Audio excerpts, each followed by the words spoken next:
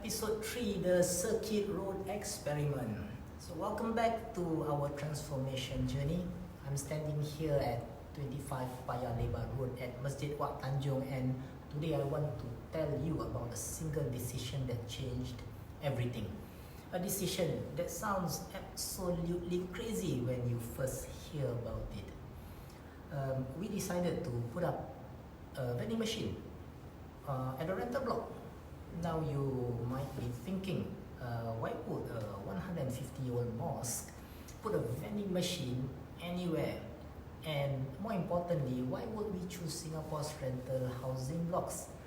Places where honestly the mosques typically do not venture into. So let me take you back to early 2023. We had just launched a few community pantry initiatives. We were trying to figure out how to consistently deliver groceries every single week to families who needed them most.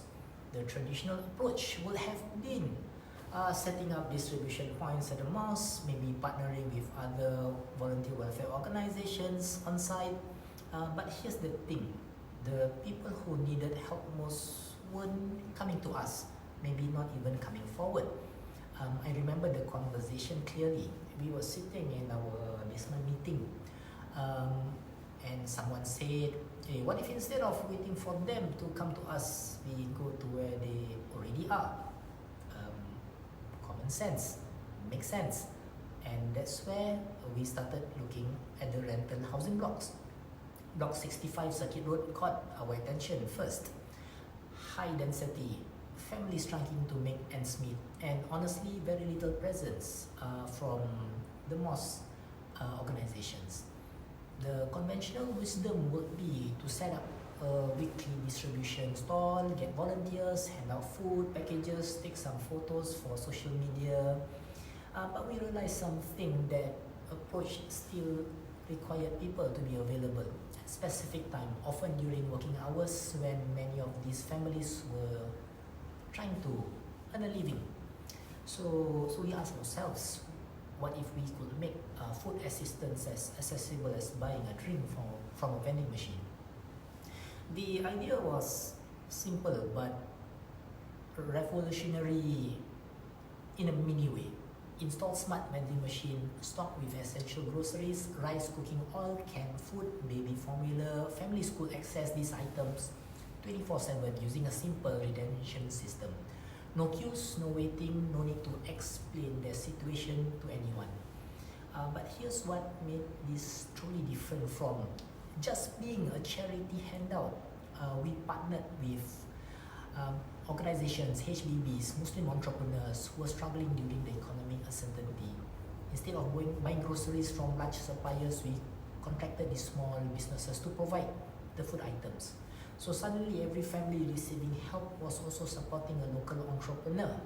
The money was staying within the community, creating what economists call a multiplier effect. The first installation at Block 65 Circuit Road was our proof of concept. We had no idea if people would use it, if the technology would work reliably, or if we could manage restocking efficiently. Within the first week, the machine was being accessed by over 60, 80, 100, 120 to 100 families. But the real breakthrough wasn't the technology. It was what happened in the WhatsApp groups. Residents started sharing information about the machine. They began organizing informal schedules to avoid overcrowding. Some families started checking if their neighbors needed anything when they went to the machines. The vending machine had accidentally created a support network. This is when we realized we weren't just providing food assistance. We were testing a completely new way of community engagement. One that met people where they were, respected their dignity, supported local businesses, and built social connections. The Circuit Road experiment proved something fundamental. The mosque doesn't have to be the center of everything. Sometimes the most Islamic thing you can do is disappear into the background and let technology enable people to help each other. From that single vending machine, we learned the principles that will guide everything that came next. Meet people where they are, use technology to preserve dignity, create systems that benefit multiple stakeholders, measure impact, not just the intentions. So today those principles are behind Quran Beat's success in 25 countries, our partnership revenue model that generates 40% of our operational funding, and the 3,000 weekly meals we now deliver across Singapore. But it all started with one crazy idea, putting a vending machine where most usually don't go, being out in the online world where most usually don't go. And you know what? Next, we'll check out how